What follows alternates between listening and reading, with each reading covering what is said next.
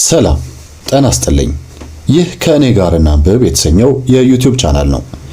በዚህ የዩቲዩብ ቻናል ላይ ረጃጅም የሚሆኑ አጫጭር ልቦለድ መጽሐፍቶችን በትረካ መልክ እናቀርባለን። የግጥም መድብሎችን፣ ቁም ነገር አዘል ቀልዶችን፣ ሌሎችንም መጣጥፎችንም በተጨማሪነት የምናቀርብበት የዩቲዩብ ቻናል ነው። በዚህ የዩቲዩብ ቻናል ላይ አብራችሁኝ መስራት የምትፈልጉ የራሳችሁን ሮል ወስዳችሁ መስራት መተረክ የምትፈልጉ ከሆነ ብታሳውቁኝ እጅግ ደስ ይለኛል። የዲስክሪፕሽን ቦክስ ላይም የቴሌግራም ቁጥሬን አስቀምጥላችኋለሁ። በመደወልም ይሁን ቴክስት በመጻፍ ብታሳውቁኝ እጅግ በጣም ደስ ይለኛል። ዛሬም አለመኖር ከተባለውና በዶክተር ዳዊት ወንድማገኝ ከተደረሰው መጽሐፍ ላይ ተከታዩን ክፍል ይዤላችሁ ቀርቤያለሁ። ዶክተር ደስታ በሰብለ የተማረከ ይመስላል። ውቢት ሰብለና ደስታ ቁጭ ብለው ያወሩ በነበረበት ካፌ ላይ የተለያዩ ነገሮችን ተመልክተናል። በመሆኑም ደስታ በሰብለ ላይ ያለውን አመለካከት ውቢት አስተውላለች። ውቢትም በጣም ከመደነቋ የተነሳ ከሴቶች ጋር እንደዚህ ያወራ እንደነበር እንደዚሁም ደግሞ ሴቶችን ቀርቦ ማማለል የሚችል አይመስላትም ነበር። ታዲያ ምን ይፈጠር ይሆን? በእርግጥ ደስታ ሰብለን ይወዳት ይሆን? ከልቡስ ሲሆን ሰብለስ ለዚህ ምን ምላሽ ይኖራታል? የክብሩስ ነገር ከምን ደረሰ? ዛሬ ተከታዩን ክፍል ይዤላችሁ ቀርቤያለሁ። አብራችሁኝ እንድትቆዩ ግብዣዬን አቀርባለሁ። ለዚህ ቻናል አዲስ ከሆናችሁ ሰብስክራይብ ማድረጋችሁን አትርሱ። የደወል ምልክት ከነካችሁ አዳዲስ ቪዲዮዎች ሲለቀቁ መልእክት ይደርሳችኋል።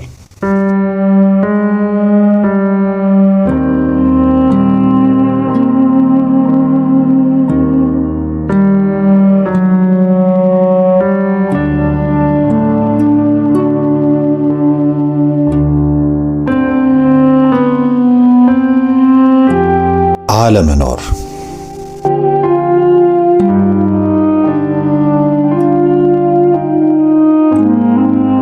ደራሲ ዶክተር ዳዊት ወንድማገኝ።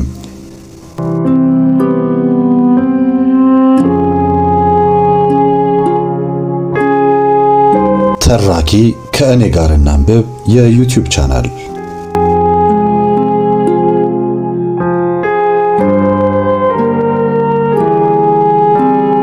ክፍል 19።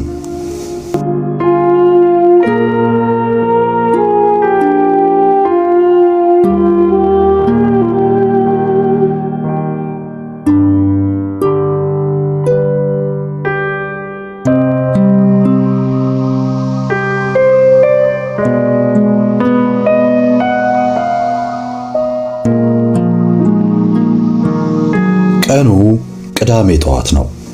ክብሩ ከመኝታው በ12 ሰዓት ቢነቃም በበረንዳው ላይ ተቀምጦ ሲቆዝም አረፈደ።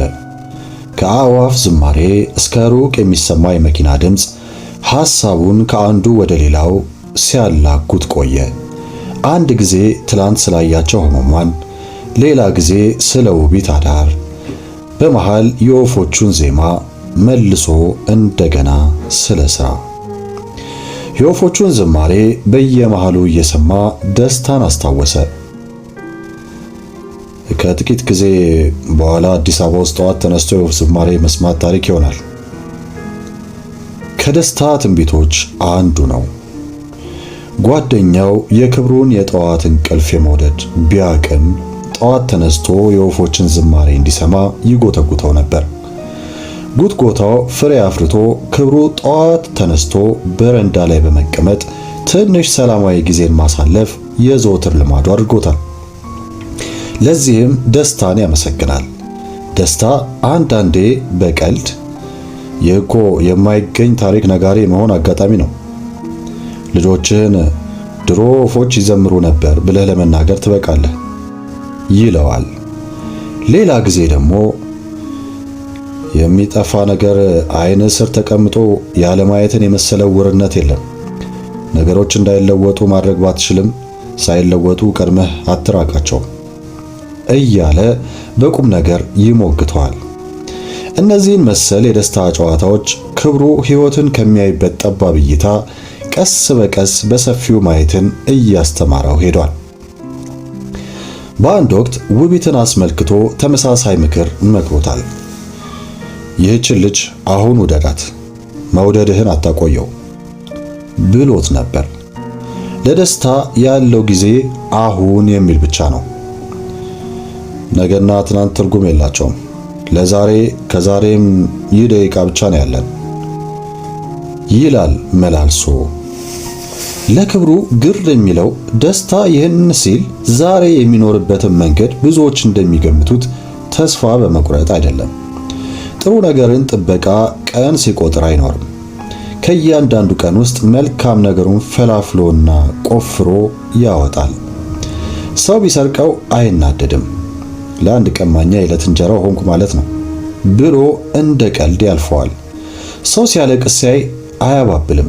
ስሜቱን አውጥቶ እንዲጨርስ ይገፋፋል። እንባም እኮ የሳቅ ያህል እርካታን ይሰጣል። እንደውም ከሳቅህ በኋላ ይደክማል። ካለቀስክ ግን ታርፋለህ፣ እፎይ ትላለህ ይላል። በከባድ ገጠመኞች ውስጥ ቀላል መፍትሄ ይመጣለታል።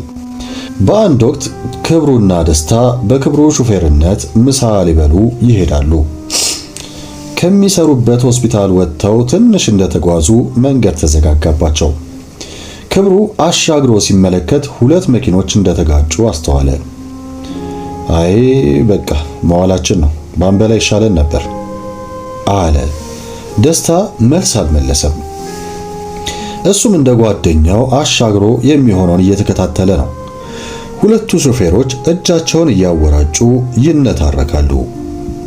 ቀስ በቀስ ሰዎች መጨረሻቸውን ለማየት በሚል ግማሹን ለሽምግልና እያለ ተቀላቀለ። ዙሪያውን የከበበው ሰው ደስታ በልጅነቱ ከትምህርት ቤት መልስ የይዋጣልን ድብድብ ሲኖር የሚከሰተውን የተማሪዎች ከበባ አስታወሰው። ፈገግ ብሎ ከመኪናው ወርዶ ወደ ሰዎቹ አመራ። ክብሩ የት ልትሄድ ነው ብሎ መልሱን የሚያውቀውን ጥያቄ ጠየቀው። ትሞታታለህ እንጂ አልነግርህም አለው ደስታ እያሾፈ። ክብሩ ደስታ ሰዎቹ ጋር ደርሶ ሲመለስ መንገዱ እንደሚከፈት ለአፍታም አልተጠራጠረም። ጓደኛው መንገዱን እንደሚያስከፍት እርግጠኛ ነበር። ደስታ በቀጥታ ከከበቡት ሰዎች መሃል አመራ። ወደፊት ሲዘልቅ ጸበኞችና አስታራቂዎች ተደበላለቁበት። በቃ አሰራለት፣ እኔ አላጠፋውም፣ እውነቱን ነው። ሁሉም ሰው እኩል ያወራል። ደስታ ወደ መሃል ተጠግቶ ሁለቱን ሹፌሮች ለብቻ ወደ ዳር አወጣቸው። አስታራቂዎቹ እርስ በርስ መመካከራቸውን ቀጥለዋል። ክብሩ ከመኪናው ወጥቶ የሚሆነውን ሁሉ ሩቅ ሆኖ ይከታተላል። ጥቂት ቆይቶ ሁለቱ ሹፌሮች እየሳቁ ተቃቅፈው ተለያዩ። ደስታ ወደ ጓደኛው ተመለሰ። አስታራቂዎች በክርክራቸው ቀጥለውበት ነበር።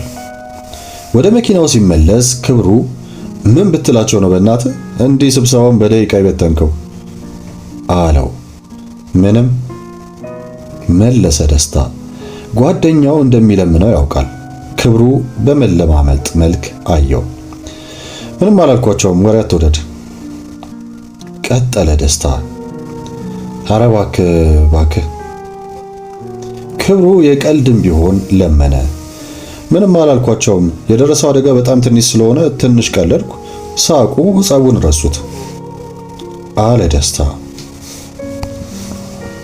እሱንማ አይቻለሁ፣ ግን ምን አልካቸው? ክብሩ ያለውን ማወቅ ፈልጓል። ወደ ጎን ወሰድኳቸውና እዚህ ተቀጣጥራችሁ ልትጋጩ ነው የመጣችሁት ስል ሁለቱም ያልጠበቁት ጥያቄ ስለነበር ሳቅ አመለጣቸው። ከዚያ ተመልከቱ፣ እናንተም ሳትቀጣጠሩ መጣችሁ፣ ይሄ ሁሉ ሰው ያለ ቀጠሮ እያሟገታችሁ ነው አልኳቸው። እውነትን ነው ብለው ተያይዘው ወደ ጋራዥ ሄዱ። በቃ ይኸው ነው ብሎ አብራራ ደስታ። ይገርማል አለ ክብሩ። እውነትን ነው፣ ብዙውን ጊዜ አደጋ በአጋጣሚ ከሚፈጠር የጥንቃቄ ጉድለት የሚደርስ ነው። አደጋው የደረሰው ሳያንስ መጣላቱ ግር የሚል ነው በማለት ቀጠለ። ደስታ ጭንቅላቱን በስምምነት ነቀነቀ። አንተ ግን እንዴት መጣልህ እባክህ ብሎ ጠየቀ ክብሩ በድጋሚ። ቀላል ነው፣ የጠጠረ ጉዳይ ሲገጥምህ ለማላላት መሞከር ነው። ቀልድ ደግሞ ሁነኛ የማላያና ችግርን የማለዘቢያ መሳሪያ ነው አለ ደስታ ነገሩን በማቅለል። እንዴት? አለ ክብሩ ጓደኛው እንዲያብራራለት በመፈለግ። አየህ፣ ለቀልድ ምላሽ መስጠት ተፈጥሯዊ ነው። ልሳቅ ወይም አልሳቅ ብለህ አትስቅም። ሳቅ ከመጣ ትስቃለህ። አልስቅም ብለህ ስትይዘው አምልጦ ይወጣል። ለምን ይሆን? አለ ክብሩ እንደ መጠየቅ ሳይሆን ትንታኔውን እንደ ማበረታታት እያለ። ጓደኛው እንዲህ ሲያወራ መስማትን አይጠግብም። አላውቅም፣ ግን ቀልድ ምን ይመስለኛል መሰለ? ምን? ክብሩ ተንገበገበ። ደስታ ጓደኛውን ዞር ብሎ ተመለከተው። ይህን እይታ ክብሩ ጠንቅቆ ያውቀዋል። ተንቀጨቀሽክ ምን ነው እንደ ማለት ነው። ደስታ መልእክቱን በአይኑ ግርፊያ ካስተላለፈ በኋላ ጨዋታውን ቀጠለ። ልጆች ተወልደው ገና ሕፃን እያሉ ፈገግ ሲሉ እነማዬ ምን እንደሚሉ ታውቃለህ አይደል? ሲል ጠየቀው። ማርያም እያጫወተቻቸው ነው ይላሉ በማለት በኩራት መለሰ ክብሩ። ክብሩ እያንዳንዷ ዕውቀት የምትመስል ነገር ታኮራለች። ለእያንዳንዷ ትንሽ ዕውቀት ዕውቅና ፈልገ እንዴት ትዘልቃለህ? ይለዋል ጓደኛው አልፎ አልፎ። አዎ ትክክል አለ ደስታ በማሾፍ። ቀጠለና ማርያም ታጫውቷቸዋለች። ሕፃኑም ፈገግ ይላል። ፈገግታ ይዘነው የምንወለደው ባህሪ ነው። ቀልድ ደግሞ የአዋቂዎች የማርያም ጨዋታ ይመስለኛል። ማደግና ነፍስ ማወቅ የነጠቀህን ፈገግታ በቀልድ ታገኘዋለህ። ስትስቅ ሕፃንነትህ ፈልቅቆ ይወጣል አለ። ታዲያ ለቅሶስ ምን ሊሆን ነው? አለ ክብሩ። እሱም ይዘነው የተወለድነው ባህሪ ነው አለ በማስረገጥ። ለቅሶማ ከባህሪም በላይ ነው። ለቅሶ ቋንቋ ነው፣ መግባቢያ። ስታዝን ሆድ ሲብስ ነው፣ ወይም ሰው ሲሞትብህ፣ ስትደሰት፣ ስቃ ሲይዝህ፣ ልጅ ሲወለድልህ፣ ሲያምህ፣ ወይም በትዝታና ናፍቆት መሃል ስትሆን ታለቅሳለህ። እንባና ለቅሶ የትኛውም ጽንፍ ስሜት መገለጫ ቋንቋ ይመስሉኛል አለ ደስታ ከጓደኛው መልስ ሳይጠብቅ ቀጠለ። አየ ወዳጄ፣ እኔ እናንተ ሁላችንም ሕፃናት ነን። በአዋቂ ገላ ውስጥ ያለን ትልልቅ ሕፃናት። እንባና ሳቅ ደግሞ ቋንቋችን። መሳቅ የምንወደውን ያህል እንባን ማድመጥም መልመድም ያሻናል ብሎ ንግግሩን ድንገት ቀይሮ እዚህ ቤት ገብተን እንብላ እባክህ አለ። ክብሩ ምን ነው ባልደረስን ኖሮ ብሎ በሆዱ እየተመኘ መኪናውን ወደ ዳር አውጥቶ አቆመ። ደስታ እንዲህ ያለ ጓደኛው ነው። ቀላል ሰው፣ ዛሬ ውስጥ ውበትን የሚያገኝ ሕይወት በዕለት ተዕለት የኑሮ ውጣ ውረድ የተሸነፈች ጣፋጭ ፍሬ ናት ይላል። ውጣ ውረዱን ችለህ ሽፋኑን ከገለጥ በየዕለቱ ትጣፍጣለች በማለት ይቀጥላል።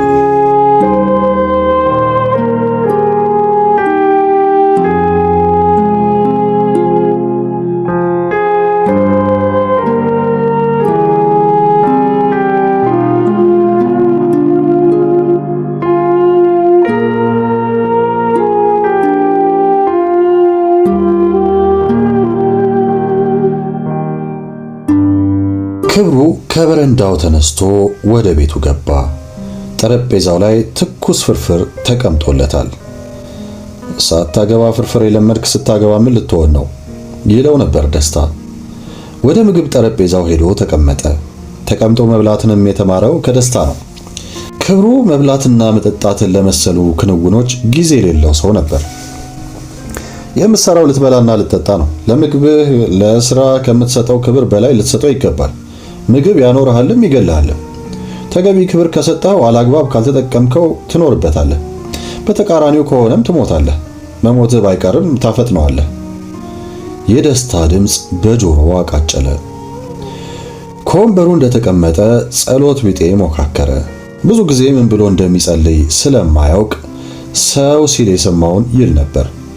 ፈጣሪ ሆይ ይህን ምግብ ከሌሎች ለይተህ ምናምን አመሰግናለሁ። እንደ ብዙ ሰው በጸሎቱ መሃል ብዙ አንገብጋቢ ጉዳዮችን ያስባል። ቶሎ ባመሰገነበት ቅጽበት ያስባል። አንድ ጊዜ ደስታ ክብሩን ምን ብሎ እንደሚጸልይ ይጠይቀዋል። ክብሩን ነገሩን ከቁም ነገር ባለመቁጠር ያው አመሰግናለሁ ሲል መለሰ። ለምን? ደስታ ጠየቀ። ክብሩ ግር አለው። በቃ ከሌሎች ለይቶ ለኔ ስለሰጠኝ አለ በማቅማማት። ትክክለኛው ጸሎት ምን እንደሆነ ከልቡ አስቦበት አያውቅም። ስለዚህ ፈጣሪን ስለማዳላቱ ታመሰግነዋለህ ማለት ነው አለ ደስታ በመጠየቅም በድምዳሜም። እህ አለ ክብሩ በመደንገጥ። ከሌሎች ለይቶ ላንተ ከሰጠህ አዳልቷል ማለት ነው እንዴ? አለ ክብሩ አሁንም የሚለውን በጭንቅላቱ እየፈለገ። በተለይ ደግሞ አንተ የሞላልህና ሰርተ የምትኖር ሰው በመሆንህ ምን እበላለሁ ብለህ እንኳን አለማሰብህን ስናይ ፈጣሪ ከመድሎም መድሎ ላለው ያደላል ማለት ነው አለ ደስታ። ክብሩ አንዳንድ ጊዜ የጓደኛውን ጤንነት ይጠራጠራል። በተለይ እንዲህ መልስ በሌለው ጥያቄ ሲወጥረው የሚፈጠርበትን ጭንቀት የጓደኛውን ጤንነት በመጠራጠር ያበርደዋል። አይ ለሌሎችም ለሌላቸው እንዲሰጣቸው ለወገኖቻችን ሁሉ እንዲሰጣቸው ክብሩ እየተንተባተበ ጸሎቱን ለማረም ሞከረ። ምን አገባ አለ ደስታ። መለሰ ክብሩ። ምን አገባ አንተ ከፈጣሪ በላይ ስለ ፍጡራኑ ተቆርቋሪ ነህ? ደስታ ኮስተር ብሎ ነው የሚጠይቀው። ኧረ የክብሩ መልስ አታነካካኝ የሚል ፍርሃት ተስተዋለበት። ታዲያ ፈጣሪ ፍጡራኑን እንዲያስታውስ አንተ ምግብ በበላ ቁጥር የማስታወስ ግዴታ አለብህ? አለ ደስታ። እኔ እንጃ መለሰ ክብሩ በመረታት። ለማንኛውም ከመጸለይ በፊት ጸሎትህን ወቅ። ገና ለገና ከሞት በኋላ ያለ መኖር እንዳያመልጠኝ ብለህ የውሸት ማመን የለብህም አለው ደስታ። ከዚያን ጊዜ ጀምሮ ክብሩ ለጸሎት በተቀመጠ ሰዓት ቢያንስ ሌላ ነገር ላለማሰብ ይሞክራል።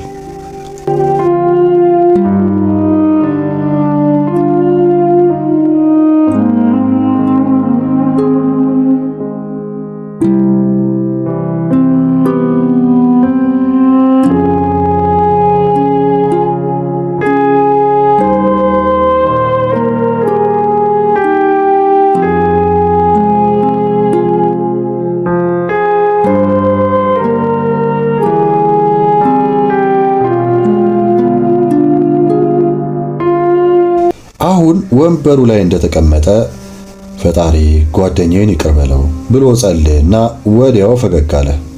ምን አገባህ የሚለውን ድምፅ የሰማ መሰለው። የማይናገረውን ፍርፍር አንድ ሁለቴ ጎርሶ ተወው። የቀረበለት ፍርፍር ግፋ ቢል 10 ጉርሻ ቢሆን ነው፣ ያው በጣም በተመጠነ አጎራረስ።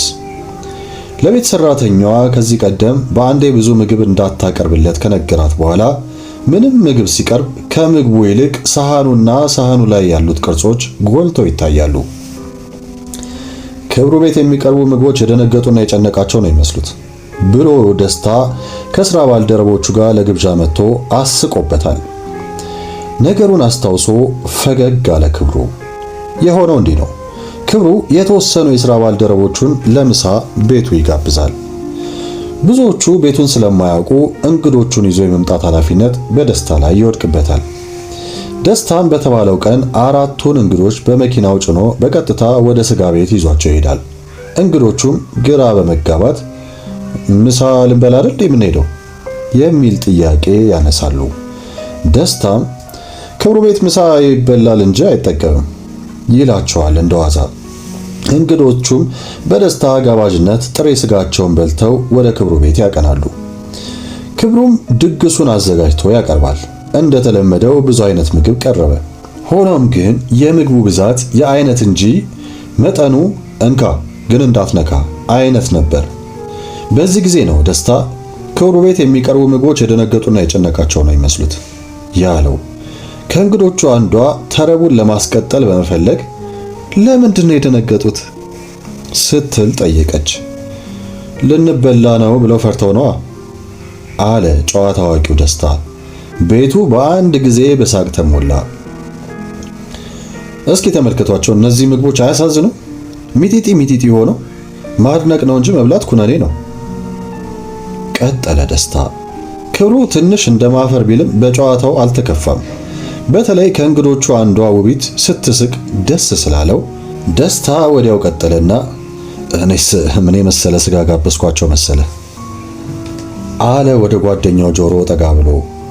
ክብሩ ጆሮውን ባለማመን ምን አለው፣ እንዴት ተደፈርኩ እንደማለት ብሎ። ደስታ ወደ ጆሮ የበለጠ ጠጋ ብሎ ስትስቅ ታምራለች አይደል አለው። ክብሩ እሱስ ልክ ነው አለና ፀጉሩን እንደማከክ ብሎ ሳቁ እንዳይታይበት ዕቃ እንደሚፈልግ ሰው አጎነበሰ። ደስታ ተከትሎት ኧረ እግሯን ለማየት ያስመስልብሃል አለው። ክብሩ ከት ብሎ እየሳቀ አጋጣሚውን ማሳለፍ ስላልፈለገ የውቢትን እግር በጨረፍታ አስተውሎ ቀና ሲል ከውቢት ጋር አይን ለአይን ተጋጩ። ክብሩ ደንግጦ ፊቱን ወደ ደስታ መለሰ። ደስታ የሆነውን ሁሉ አስተውሎ ከጎን ተመልካች መሆን እንዴት ደስ ይላል መሰለህ አለው። ሰውዬ አንተ እንደሆን አያልቅብም ሲል መለሰ ክብሩ ደስታ ይህን ያህል በእያንዳንዱ የህይወቱ እንቅስቃሴ እንዴት ተጽዕኖ ፈጣሪ እንደሆነ መረዳት ያቅተዋል። ከመጠን ያለፈ የራስ መተማመን ስላለው ይህን በጓደኛው የአስተሳሰብ ተጽዕኖ ስር መሆንን እንደ የበታችነት አይቆጥረውም። ደስታም ቢሆን የሚለውንና የሚያደርገውን ድርጊት የበላይ ነኝ ከሚል ወይም የበላይ ለመሆን ከመፈለግ በመነጨ ተነሳስቶ አይደለም። ክብሩ እርግጠኛ አይደለም እንጂ ደስታ ውስጥ አንድ አይነት እውነትን ለመናገር የመፈለግ ፍጥነት አለ። ታዲያ ከሁሉም ሰው ጋር አይደለም፣ ይመርጣል፣ በጣም ይመርጣል። ክብሩ ራሱን ደስታ ከመረጣቸው ጥቂት ሰዎች አንዱ እንደሆነ አድርጎ ያስባል። ለምንድን ነው የመረጠኝ እያለ ዘወትር ራሱን ይጠይቃል። መልስ ባይኖረውም ይህን ሐሳብ ከደስታ ጋር በተደጋጋሚ ሊያነሳው ቢሞክርም ጉዳዩ የደስታን ትኩረት ለመያዝ እስካሁን አልቻለም። ከዚህ ሁሉ ሰው ለይተህ እኔን በነገር የምትጠጥቀጥቀኝ ለምንድን ነው ብሎ ጠየቀው አንድ ጊዜ። ደስታ ፈገግታውን በአፍንጫው እፍ ብሎ ከተነፈሰ በኋላ ከሰው መርጦ ለሹመት ሲባል አልሰማም እንዴ አለው። እናስ መለሰ ክብሩ። አንተን ደግሞ ከሰው መርጦ ለመቀጥቀጥ ነዋ የፈጠረህ። ሁሉም አይሾም እንግዲህ አንዱ ተሹሞ ቀጥቃጭ ሲሆን ያልተመረጡት በሙሉ ተቀጥቃጭ መሆናቸው አይቀሬ ነው አለ ደስታ። ነገሮችን የሚያወራው እንደዋዛ ነው። ባካታ ሹፌ ምሬን ነው አለ ክብሩ። ልንገርህ አለ ደስታ። ንገረኝ መለሰ ክብሩ በጉጉት። እርግጠኛ ነህ? ደስታ በጥያቄው ቀጠለ። አዎ። ክብሩ በጣም ጓጓ። ባክ መመረጥ የሚባል ነገር የለም፣ ዝም ብለህ ራስን ከሰው የተለየ አድርገህ ስለምታስብ የተመረጥ መስሎ ነው ብሎ ዘጋበት። በሌላ ጊዜ ክብሩ መልሶ ይህን ጉዳይ ሲያነሳበት ደስታ አዋቂ ነኝ ብሎ የተቀመጠ ጭንቅላት ስላለህ ለመቀጥቀጥ ይመቻል አለው። አሁንም በድፍኑ። እንዴት አለ ክብሩ። ጥሩ ሐኪም ነህ አይደል? ደስታ ጠየቀ። እጥራለሁ አለ ክብሩ። እሱን እኔ ልመስክርልህ፣ በጣም ጥሩ ሐኪም ነህ አለው ደስታ። አመሰግናለሁ መለሰ ክብሩ በኩራት። ሙገሳ ይወዳል። ደስታ አሁንም በአፍንጫው ሳቀ። የስላቅ ሳቅ ሲስቅ በአፍንጫው ነው። ጥሩ ሐኪም ነህ ማለት ግን አዋቂ ነህ ማለት አይደለም አለ ደስታ። ቀጠለና ማከም ሌላ ማወቅ ሌላ አለው። እና አንተስ አዋቂ ነህ ጠየቀው ክብሩ። አንተስ ከኔ በምን ትለያለህ በሚል ስሜት። አይደለሁም አለ ደስታ። ባለመሆኔ ደግሞ አላፍርም አልፈራምም። እንዴት? ክብሩ ካልገባው ከመጠየቅ ወደ ኋላ አይልም። ጥያቄዎቹ ደግሞ ቀላል ናቸው። እንዴት እና ከዚያስ የመሳሰሉ ሁልጊዜም መልስ ያላቸው ጥያቄዎች ናቸው። ማንም ሰው ለክብሩ ጥያቄዎች የፈለገውን መልስ መመለስ ይችላል።